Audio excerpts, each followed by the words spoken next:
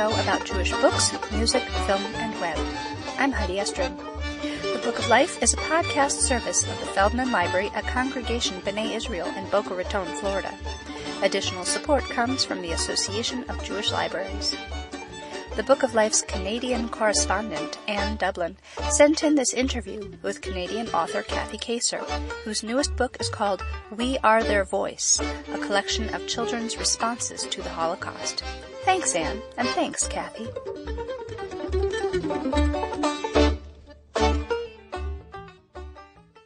I'm sitting in Kathy Kacer's home in Uptown Toronto on a crisp fall day in November 2012. It's been about 2.5 years since my last interview with Kathy for the Book of Life podcast. I wanted to talk with Kathy about her latest book, We Are Their Voice, published by Second Story Press in Toronto. We Are Their Voice is a collection of responses to the Holocaust written and illustrated by young people from all over the world. Kathy wrote the introduction to each chapter and edited the selections. So Kathy, welcome back to the Book of Life podcast. Such a pleasure to talk to you again. Thank you. I am wondering, why did you write We Are Their Voice? Okay, so one of the first things I've been saying about this book is that I hardly wrote any of it. I wrote the introductions, as you said. But what compelled me to put this collection of stories together was that ongoing desire I have to make sure that this time in history remains meaningful to this generation of young people and the next generation of young people. So by asking young people to think about this time in history and write about it in a meaningful way, for me it felt as if I was passing the torch of responsibility for remembering the Holocaust on to the next generation. And I think by the response we received, it really felt as if young people rose to that occasion. So that was really the thinking that I had behind it. I like that image about passing the torch on, because I know that many Holocaust survivors did feel and do feel that their stories will not be told or are no longer relevant, that their stories will be forgotten. And not only no longer relevant, but as we know, this is an aging community.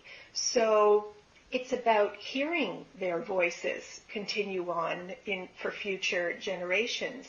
And too many of the survivors are aging, getting sick, dying.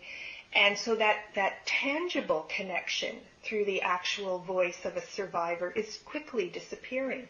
So how do we keep those voices relevant and meaningful for young people if all they will be hearing and reading are just books about that time in history? So I really felt as if they needed to kind of take on the task of thinking about the Holocaust in a more critical way and really grappling with what it means to them and how they can begin to interpret for themselves what that time in history was all about. Yeah, to make it personal and meaningful. And relevant, yeah. So I know it was a long process. Yes. I think you said at the book launch it took about 2 years from beginning to end. In a nutshell, can you explain what the process was? How you gathered together all these wonderful stories, artwork? Yeah, so from this vantage point, it's all wonderful. When I was in the middle of it, there were moments when I was really tearing my hair out.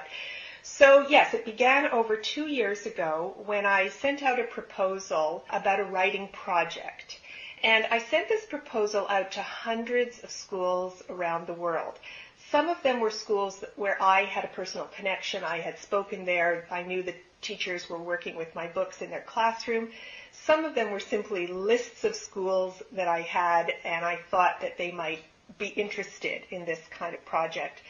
And the project said that schools needed to sign on to a writing exercise, a writing project, and that would ask kids within those schools to write about the Holocaust in a meaningful way. And we set out a sort of a whole bunch of guidelines for what kids could write about. They could write about having met a survivor and what that meant to them. They could write about seeing a picture in a history book and what that meant. They could write personal reflections, simply reflections about the Holocaust, personal stories if they had any. Or they could even write about what they may have been compelled to do in their own communities because they had thought about the Holocaust and what had happened at that time. Schools signed on. There was a letter of commitment that schools had to write. And then the teachers had a certain period of time within which the kids needed to complete the writing. And using whatever criteria they wished, the school needed to send to me their top 5 pieces of writing, and I guaranteed that at least 1 out of 5 would be published in this book. I gathered together, I have to say, I'm not the only name on the front cover. There are 4 other editors on the front cover who helped me develop those guidelines, who looked at all the selections we had, who edited the pieces down, who chose the ones that went into the book. These are 4 educators who helped me with all of that. They were a huge and tremendous help.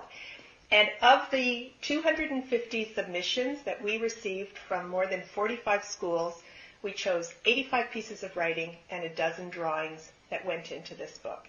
And I'll just say that the writing and the drawings come from schools all across Canada, about 5 schools in the U.S., a school in Italy, and a school in Australia. So it really does feel like it's a worldwide project. How old were the kids who were involved in this project? Because as a teacher and as an educator, I'm also aware that the Holocaust is a very difficult subject. Right. So we geared this project to kids in grades 6 to 8. We thought about it. We thought long and hard about what it would mean for kids in earlier grades. We didn't think that the writing would be perhaps sophisticated or deep enough in the earlier grades. And we debated about high school, and of course it would be a completely different project in high school, maybe something we'll think about for the future. But grades 6 to 8 seemed to be the best target, partly because that's where most of my books fit anyway. Many of my books fit in that age range. So schools that knew about me and knew about my writing, I think felt more compelled to sign on because it was a familiar topic to them, having studied some of my books. And I think it was the perfect choice.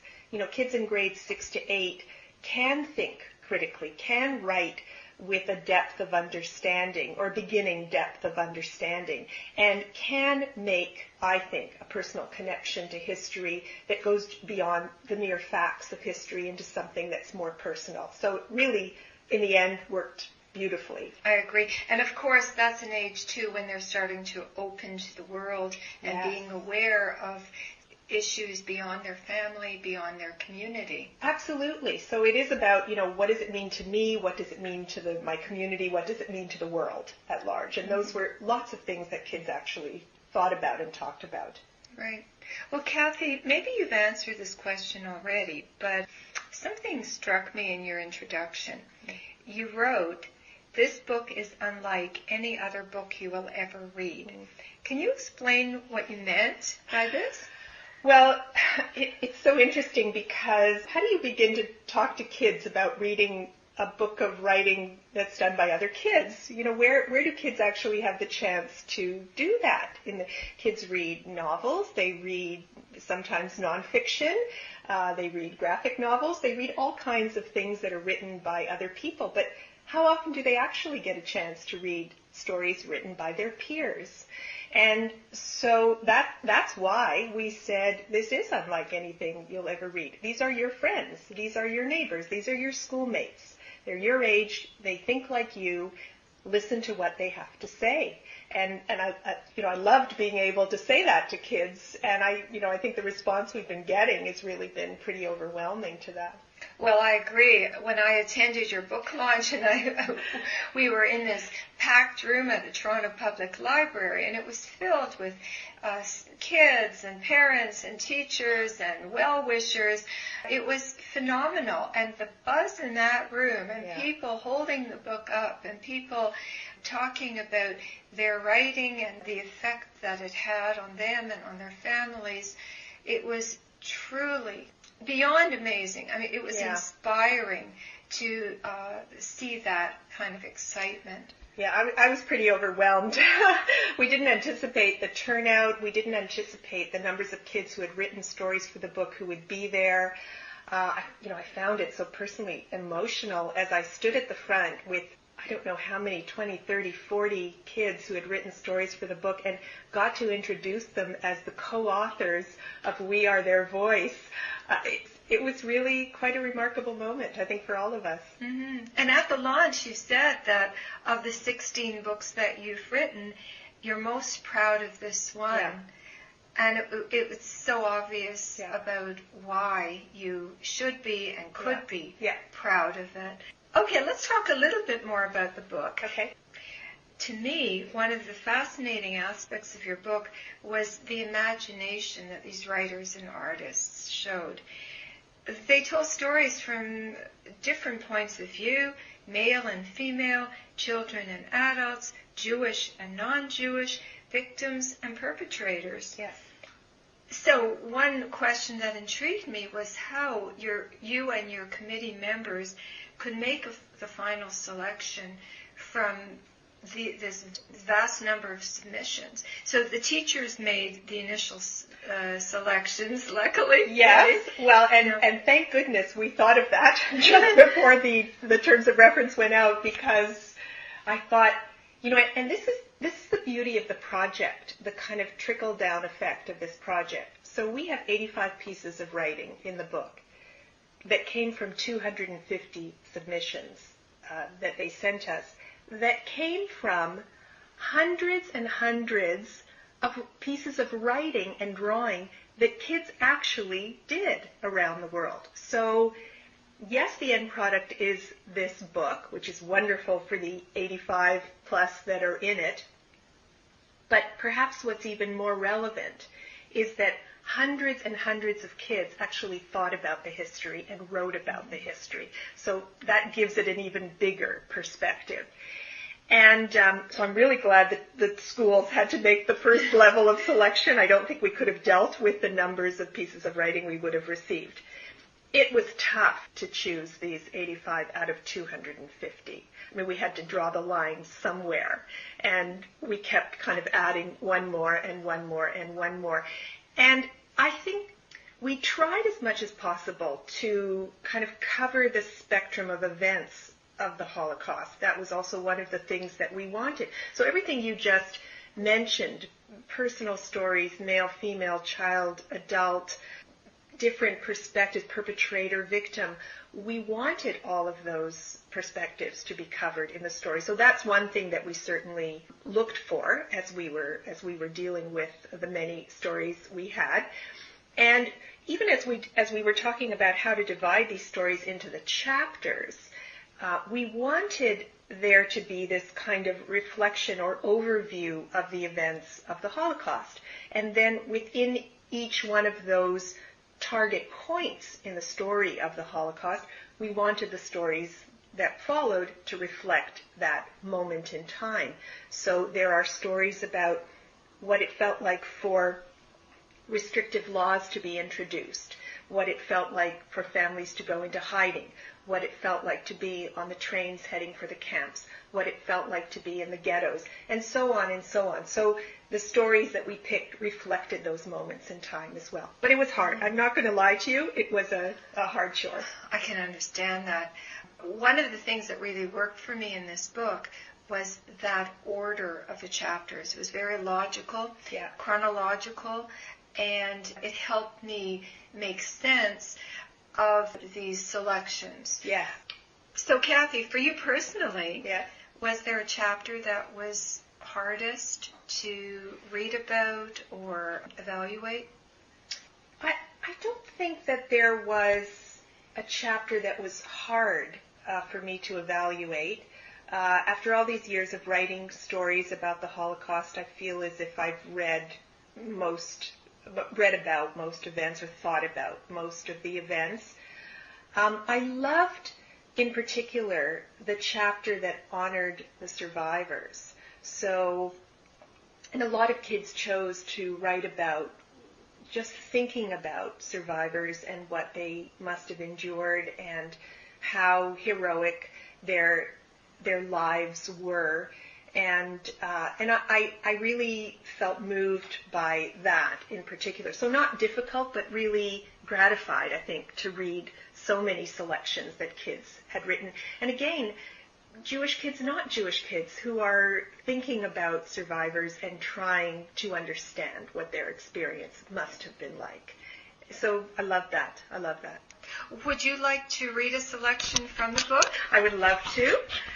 So this is a part of a story that was written by a young girl who was in a school in New Brunswick, Canada, when she wrote this story. She now lives in Conception Bay, Newfoundland, Labrador, Newfoundland.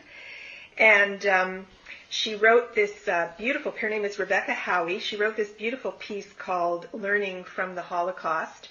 And I think it really sums up so much of what we've been talking about. So I will read you a portion of her story.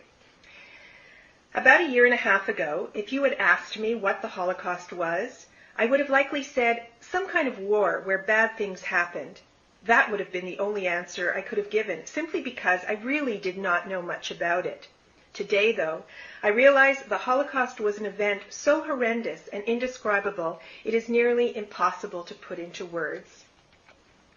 There are those who survived the Holocaust and those who did not. I admire both. I know that the people who did not survive didn't leave without a fight. Many fought for their own lives, while some of them gave their lives freely for someone they loved. I think they are true heroes. To those who did survive, the amazing will to stay alive carried them through. I doubt I would have been one of those. You sometimes see people on television who are tattooed with the Nazi swastika.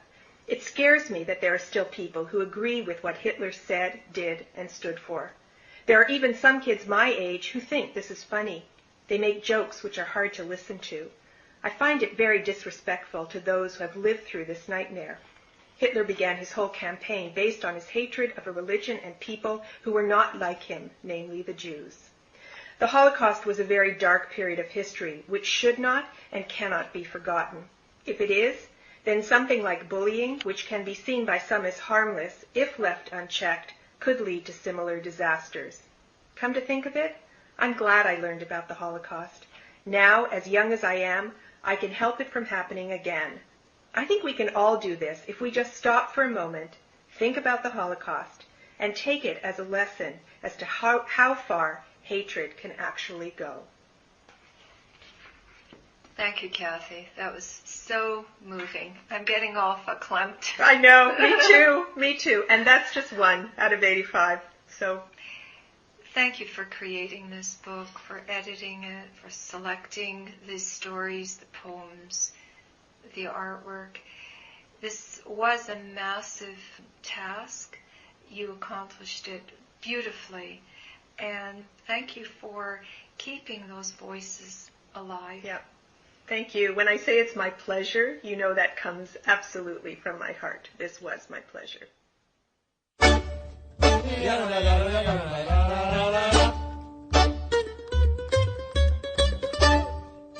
There are so many ways to connect with the Book of Life. Fan us at facebook.com/Book of Life Podcast. Follow us at twitter.com/Book of Life Pod. Email us at bookoflifepodcast@gmail.com. or leave us a voicemail at 561-206-2473. You can also listen to the latest episode by phone at 916-313-3820. And of course, find links to everything at bookoflifepodcast.com. The Book of Life is a podcast service of the Feldman Library at Congregation B'nai Israel in Boca Raton, Florida at cbiboca.org. and is supported in part by the Association of Jewish Libraries at jewishlibraries.org. Our background music is provided by the Freilach Makers Klezmer String Band at freilachmakers.com. Thanks for listening, and happy reading.